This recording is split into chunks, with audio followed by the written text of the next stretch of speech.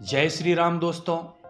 मैं कल्याण भगत स्वागत करता हूं आपका अंबे कल्याण चैनल पर।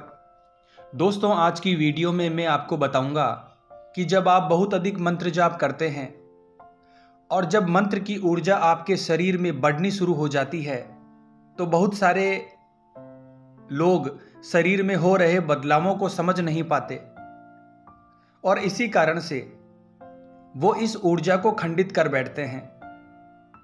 जो ऊर्जा उन्होंने बहुत मेहनत से प्राप्त की है उस ऊर्जा को व्यर्थ कर देते हैं। तो आज की इस वीडियो में मैं आपको बताऊंगा कि मंत्र की ऊर्जा कौन से ऐसे कारण हैं जिनकी वजह से व्यर्थ हो जाती है। दोस्तों, इस वीडियो को आपको ध्यान से सुनना है ताकि बारीकी से हर एक चीज आपकी समझ में आ सके। बहुत ही मेहनत से मंत्र की ऊर्जा को इकट्ठा किया जाता है। साधनाएं करके, जप करके, हवन करके एक साधक अपनी ऊर्जा को बढ़ाता है। दोस्तों, आपने एक चीज जरूर महसूस की होगी कि जैसे ही आप ज्यादा मंत्र जाप शुरू करते हैं, हवन करते हैं, पूजा पाठ करते हैं, तो आपको अपने शरीर में बदलाव देखने को मिलते हैं, जिसके कारण बहुत सारे लोग अपनी साधना को खंडित कर बैठते हैं और जो फल उन्हें मिलना चाहिए वो फल उन्हें नहीं मिल पाता। हवन को खंडित कर बैठते हैं, जप को खंडित कर बैठते हैं और साथ ही साथ अपने शरीर को भी खंडित कर बैठते हैं। और जो अशुद्धि होती है, मलिनताएं होती है, उनको और अधिक बढ़ा लेते हैं, अपने आप की शुद्धता को खत्म कर देते हैं। दोस्तों, इस वीडियो को ध्यान से सुनना क्योंकि ऐसा हर व्यक्ति के साथ होता है। जब आपके मंत्र जप की ऊर्जा बढ़ती है तो सबसे पहले आपके शरीर में जो बदलाव उत्पन्न होता है वो होता है काम वासना का बढ़ना। आपकी ऊर्जा जैसे ही बढ़ती है तो आपकी ऊर्जा के साथ बढ़ती है आपकी काम वासना की इच्छा शक्ति। काम वासना इतनी तीव्र हो जाती है कि आप अपनी काम वासना को नियंत्रित नहीं रख पाते। आपके मन में उल्टे सीधे विचार आने शुरू हो जाते हैं और आपका जो शैतान रूपी मन है वो इस ऊर्जा के सहारे आपके मन में उल्टे सीधे ख्याल पैदा करता है और आपको उन चीजों के लिए प्रेरित करता है जिनसे आपके शरीर की ऊर्जा, आपके जप की ऊर्जा, आपके हवन की ऊर्जा को खंडित किया जा सके। आप प्रभु के निकट ना आ पाओ, आपको सकारात्मक ऊर्जा ना मिल पाए, तो यह सबसे पहला कारण होता है। और दोस्तों, कैसे हम अपनी ऊर्जा को खंडित होने से रोक सकते हैं? काम वासना के जो विचार आ रहे हैं इनको हम कैसे रोक सकते हैं, इस पर भी मैं आगे चलकर इस वीडियो में आपसे बात करूंगा। तो पहला कारण मैंने आपको बताया, काम वासना आपके शरीर के अंदर उत्पन्न होती है। दूसरा होता है ब्रह्मचर्य को खंडित करने के लिए आपका मन करता है।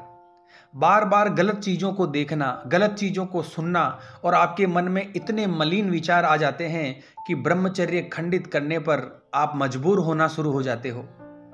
और जब तक आपका ब्रह्मचर्य खंडित नहीं हो जाता, आपके मन में एक अजीब सी उलझन चलती रहती है।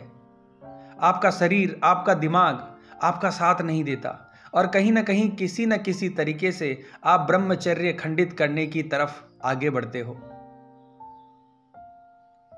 दोस्तों, तीसरा कारण होता है कि आपके शरीर में गर्मी बढ़ जाती है। आपको ऐसा लगता है कि आपका शरीर गर्म हो रहा है। बहुत ज्यादा गर्मी आपको आपके शरीर में फील होती है। आपके दिमाग में गर्मी, आपके हाथों में, पैरों में गर्मी आपको महसूस होती है। इसके अलावा दोस्तों, सिर में दर्द, जब आपकी ऊर्जा बढ़ती है तो अचानक आपके सिर में दर्द रहना शुरू हो जाता है। आपको समझ में नहीं आता कि आखिर ये दर्द क्यों हो रहा है। दोस्तों, ये दर्द ऊर्जा बढ़ने के कारण होता है। अगला जो बदलाव होता है वो होता है पेट में दर्द, पेट में समस्या बनना, पेट में दर्द बनना, पेट खराब रहना। इस प्रकार की समस्याएं भी उन व्यक्तियों को उत्पन्न हो जाती है जिनकी ऊर्जा में बहुत ज्यादा वृद्धि हो जाती है। दोस्तों, कई बार व्यक्ति या भगत अपने मंत्र जाप में कई बीज मंत्रों को जोड़ लेते हैं और कई मंत्रों को एक साथ करना शुरू कर देते हैं और इसी कारण से व्यक्ति की ऊर्जा अनबैलेंसिंग हो जाती है और उसका प्रभाव व्यक्ति को अपने शरीर पर महसूस होता है। अगला बदलाव है दोस्तों नींद का ना आना। आपको नींद नहीं आती, आपका शरीर फड़कना शुरू हो जाता है। कई बार आपको झटका लगना शुरू हो जाता है। आपको समझ में नहीं आ रहा कि आखिर हो क्या रहा है और क्यों हो रहा है। पूरी पूरी रात निकल जाती है लेकिन आपको नींद नहीं आती है। तो दोस्तों ये सब ऊर्जा के कारण होता है। अगला बदलाव है दोस्तों उल्टे उल्टे ख्याल आना या गंदी चीजें सपनों के माध्यम से दिखाई देना। आप कभी कभी उन चीजों के पीछे भागते हो जो आपके लिए सही नहीं है और आपको पता भी है कि ये चीज मेरे लिए हानिकारक है, पर फिर भी आप बहुत ज्यादा मजबूर हो जाते हो उनकी तरफ जाने में और इसके चलते बहुत सारे भगत अपने ब्रह्मचर्य को खंडित कर देते हैं और फिर बहुत सारे लोग बाद में पछताते हैं कि बड़ी मेहनत से हमने ऊर्जा को इकट्ठा किया, बड़ी मेहनत से हमने जप किया और वो सब ऊर्जा खंडित हो जाती है। तो दोस्तों ये वो बदलाव थे जो ऊर्जा के बढ़ने पर आपके शरीर के अंदर होते हैं। और दोस्तों यकीन मानिए जो व्यक्ति मंत्र जाप या साधना करता है, सेवा पूजा करता है, उसके साथ ये सभी चीजें होती हैं। अब दोस्तों बात करते हैं इन सभी चीजों को हम कैसे रोकें।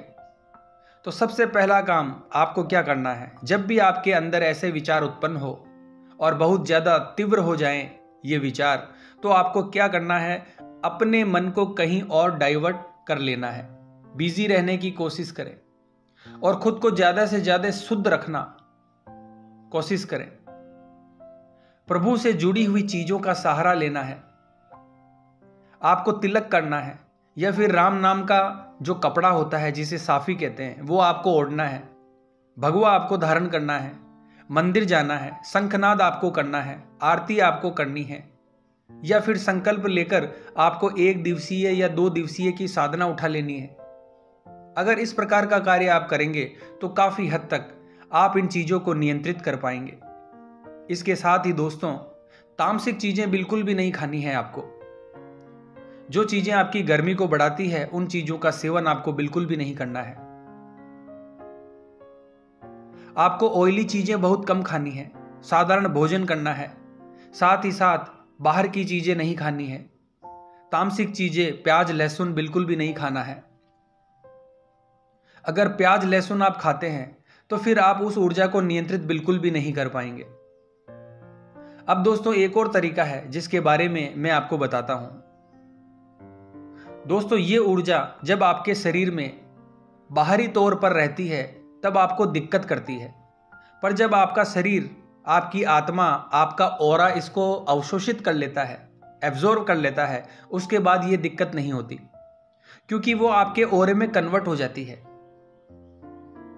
तो दोस्तों एक चीज का ध्यान रखें, जब भी आप माला जप करो, किसी भी मंत्र का जप करो, उस मंत्र के बाद 5 माला कम से कम आपको ओम नमः शिवाय मंत्र की जरूर करनी है और बाबा भोलेनाथ से विनती करनी है कि बाबा मेरे शरीर के अंदर जो भी अत्यधिक ऊर्जा है मुझ पर कृपा करके इस ऊर्जा को मेरे शरीर में अवशोषित कीजिए। आप चाहें तो ओम शब्द का उच्चारण भी कर सकते हैं। इससे भी जो आपकी ऊर्जा होती है वो आपकी बॉडी में एडजस्ट होती है। दोस्तों भगवान शिव का ये मंत्र, ये शब्द बहुत शीतलता प्रदान करता है और आपकी बढ़ने वाली ऊर्जा को एडजस्ट करता है। तो दोस्तों इन तरीकों को आपको अपनाना है ताकि आपकी साधना खंडित ना हो जाए।